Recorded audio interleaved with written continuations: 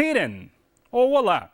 Seja bem-vindo ao Isso é Grego, programa de ensino da língua e da cultura gregas do período helenista, período que abrange o terceiro século antes de Cristo até o terceiro século depois de Cristo. O Isso é Grego é um programa do Centro Presbiteriano de Pós-Graduação Andrew Jumper e do Instituto Presbiteriano Mackenzie. No episódio de hoje, nós abordaremos o sistema verbal da língua grega, sempre fazendo pontos de contato com o português a fim de compreendermos melhor como é que funcionam os verbos na língua grega. Mas o que é um verbo? Qual seria uma boa definição de verbo? O estudioso Lourenço Rega nos auxilia dizendo que um verbo é toda palavra que indica ação, estado, fenômeno natural, ocorrência, desejo e outros processos. Ou seja, um verbo é uma palavra ligada à ação, a movimento. É assim no português, é assim na língua grega, em todas as línguas que usam sistemas verbais. No grego, um verbo tem as seguintes características. O verbo tem um modo, um tempo ou aspecto, voz, passiva, ativa e uma pessoa, primeira, segunda, terceira pessoas do plural ou do singular.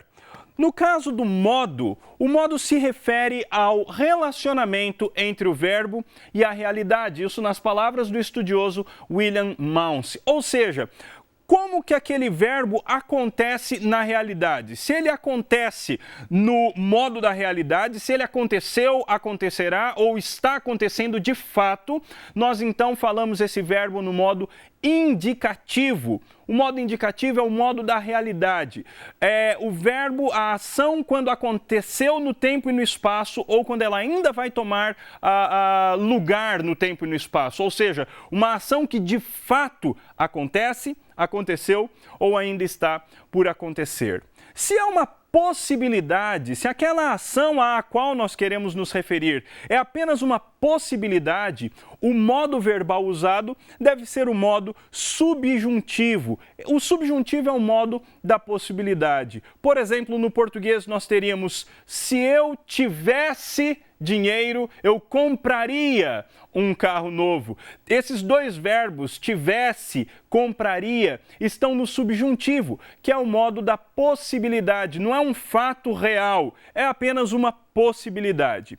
Nós também temos, tanto no português quanto no grego, o modo imperativo, que é o modo de ordem ou de pedido. Por exemplo, no português, faça, coma, vá. São todos verbos que expressam o modo de ordem ou pedido. É assim também que se fazem os pedidos. E ainda no grego, nós temos também o modo optativo, que é o modo que diz respeito ao desejo ou à possibilidade. São esses, então, os 4 modos do sistema verbal grego.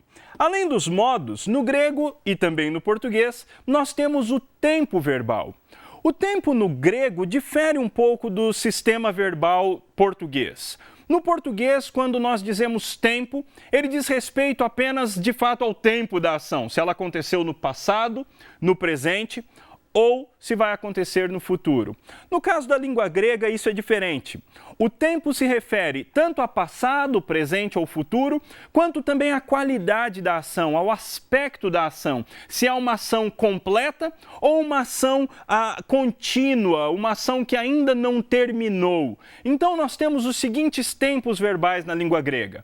Nós temos o presente, que diz respeito a uma ação linear. Por exemplo, no caso do português, atualmente as pessoas dizem eu estou fazendo, eu estou cantando ou estarei cantando. Isso, na verdade, é muito mais próximo do grego do que, de fato, da língua portuguesa. É um erro na língua portuguesa. Mas no grego, o tempo verbal presente funciona dessa forma. Eu estou fazendo, ou eu estou indo, eu estou comendo. Ou seja, diz respeito a uma ação linear, uma ação contínua e não apenas um ponto. Apesar de que algumas vezes, como exceção, o presente também indica um ponto, mas quando nós estudarmos o presente veremos isso com mais detalhes. O futuro aponta no grego para uma ação pontual ainda por acontecer. Eu farei, eu irei. São apenas referências a uma ação ainda por acontecer, mas uma ação pontual. Não será algo contínuo, será algo pontual que acontecerá de uma vez por todas. O imperfeito diz respeito a uma ação contínua que aconteceu no passado. Por exemplo, uma boa maneira de traduzir um imperfeito grego para o português seria: eu estive comendo, ou eu estive comprando, ou seja, uma ação contínua, mas que já aconteceu no passado e agora no presente está completa. Ainda no grego nós temos também o auristo, que, diferente do imperfeito, que é contínuo, é uma ação passada pontual. O auristo é, portanto, uma ação pontual de algo completo que aconteceu no passado, uma referência a uma ação completa ocorrida no passado. Temos também ainda no grego o perfeito e o mais que perfeito. Ambos são ações pontilineares, são ações que aconteceram no passado, mas cujos efeitos continuam. No caso do perfeito, os efeitos continuam até o presente, o tempo no qual o orador ou o escritor está escrevendo ou falando. No caso do mais que perfeito, é uma ação que aconteceu no passado e cujos efeitos tiveram uma continuidade, mas que agora já terminaram, na época que o verbo está sendo usado. Utilizando e colocando tudo isso num gráfico para facilitar a nossa compreensão, nós teríamos o seguinte: o presente é o tempo verbal que diz respeito a uma ação contínua no tempo presente. O futuro é o tempo verbal grego que diz respeito a uma ação pontual que acontecerá ainda no futuro. O imperfeito refere-se a uma ação contínua que aconteceu no passado e que no presente já terminou, mas foi uma ação contínua. Como nós dissemos, eu estive comprando, eu estive falando. Então, são ações contínuas que aconteceram no passado. O auristo refere-se a uma ação pontual que aconteceu no passado ou que acontece no presente. Mas quando nós estudarmos o auristo no grego, nós veremos isso com mais detalhes. E o perfeito e o mais que perfeito são os verbos pontilineares, são os tempos verbais pontilineares. Apontam ações que aconteceram no passado, e aí no caso do perfeito, que tem os seus efeitos ainda no presente, e no caso do mais que perfeito, uma ação que aconteceu no passado, mas que tem os seus efeitos já terminados. Ela aconteceu, teve os seus efeitos duradouros durante um tempo, mas no momento que o escritor ou o orador usam o verbo, essa ação já foi completada, já terminou.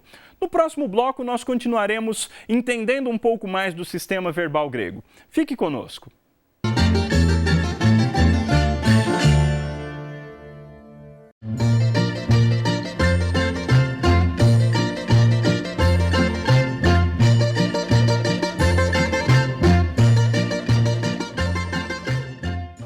O Sinal da TV Digital já está no ar e o melhor é que não precisa pagar assinatura para ver. Que tal a imagem digital? Perfeita. E aqui no carro? Imagens são incríveis. E a imagem do jogo de futebol? Ó, imagem digital aqui no ônibus. Celular em todo lugar. Uau, quem disse que imagem boa é só em casa, hein? Sinal da TV Digital. É pra você. É de graça. É bom de ver.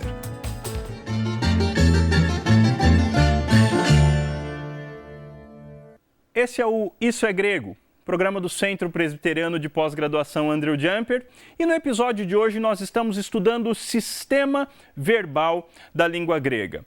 Nós já vimos que um verbo na língua grega tem modo, indicativo, subjuntivo, optativo, imperativo, e ele tem também tempo ou aspecto verbal, que no grego são presente, futuro, imperfeito, auristo, perfeito e mais que perfeito. Nesse bloco, nós continuaremos estudando algumas das características do sistema verbal grego. O verbo no grego tem também, como no português, voz. A voz refere-se ao relacionamento entre o sujeito e o verbo. Há 3 vozes na língua grega: ativa, passiva e média. Isso é uma das características que difere o português do grego. No português nós não temos a voz média, nós temos a ativa, quando o sujeito pratica a ação do verbo, quando o sujeito faz a ação do verbo, eu fui, ou ele correu, ou vós correis. Tudo isso são verbos na voz ativa. No português nós também temos verbos na voz passiva. É quando o sujeito, ele, tu, eles, nós, quando o sujeito sofre a ação do verbo. No caso do português, nós sempre precisamos de um verbo auxiliar a fim de formar a voz passiva. Então, por exemplo, eu fui batido, eu fui apanhado, eu fui pego. Então, nós sempre precisamos de um verbo auxiliar a fim de mostrar que o sujeito da oração, ele sofre a ação do verbo. No caso do grego, nós simplesmente colocamos o verbo na voz passiva e então o leitor ou as pessoas que ouvem já entendem que o sujeito da frase, o sujeito da oração, ele está sofrendo a ação do verbo, ele está recebendo a ação do verbo. E no grego nós também temos a voz média. A voz média diz respeito a quando o sujeito pratica a ação em prol de si mesmo. Ou diz respeito a um verbo, o que seria no português no reflexivo, ou quando o sujeito tem uma intenção especial para si mesmo no caso daquela ação. E neste caso, então, nós teremos uma ênfase na vontade do sujeito por trás da ação. Então, na voz média, o sujeito pratica a ação em si mesmo, para si mesmo ou de si mesmo. E por conta disso, a voz média pode indicar intensidade na língua grega. Finalmente, além da voz, do modo e do tempo, os verbos gregos também têm as pessoas, como no português. A pessoa refere-se a quem pratica ou sofre ou recebe a ação do verbo. Da mesma forma que no português, as vozes dos verbos gregos são eu, tu e ele, no caso primeira pessoa, segunda pessoa e terceira pessoa do singular, e nós temos também a primeira, segunda e terceira pessoas do plural, que seria no caso do português nós, vós e eles. Portanto, quando você vê um verbo na língua grega, você deve notar que esse verbo, você deve fazer a análise desse verbo partindo do seu modo, depois o tempo, depois a voz e finalmente a pessoa daquele verbo. Uma outra distinção do português para o grego é que, enquanto no português nós procuramos os verbos no dicionário e os encontramos no indicativo, ou melhor dizendo, no infinitivo, no grego os verbos sempre estarão flexionados na primeira pessoa do singular no modo indicativo no presente. Então, no grego, por exemplo, o verbo lio, esse verbo está conjugado na primeira pessoa do singular no modo indicativo e no tempo presente, e é assim que todos os verbos serão encontrados no dicionário na língua grega. Portanto, nós temos a seguinte forma de fazer a análise de um verbo grego: indicativo, presente, ativo, primeira pessoa do singular de lio. Ou seja, você vai sempre falar no nosso curso o modo, o tempo, a voz, a pessoa e finalmente vai mostrar a forma de apresentação daquele verbo. Nós faremos isso algumas vezes durante os nossos encontros, então fique tranquilo que você vai aprender a fazer tudo isso. A dica de hoje fica por conta deste site. É um site da Universidade Católica de Leuven, lá na Bélgica, e é um site com vários recursos para você aprender a língua grega. Anote aí num papel, no seu notebook, e anote também, aproveite para anotar também o nosso e-mail para nos enviar críticas, sugestões, perguntas, e nós teremos o maior prazer de responder. O nosso e-mail é issoegrego@mackenzie.br. issoegrego@mackenzie.br. Foi um prazer ter você. Até o próximo programa.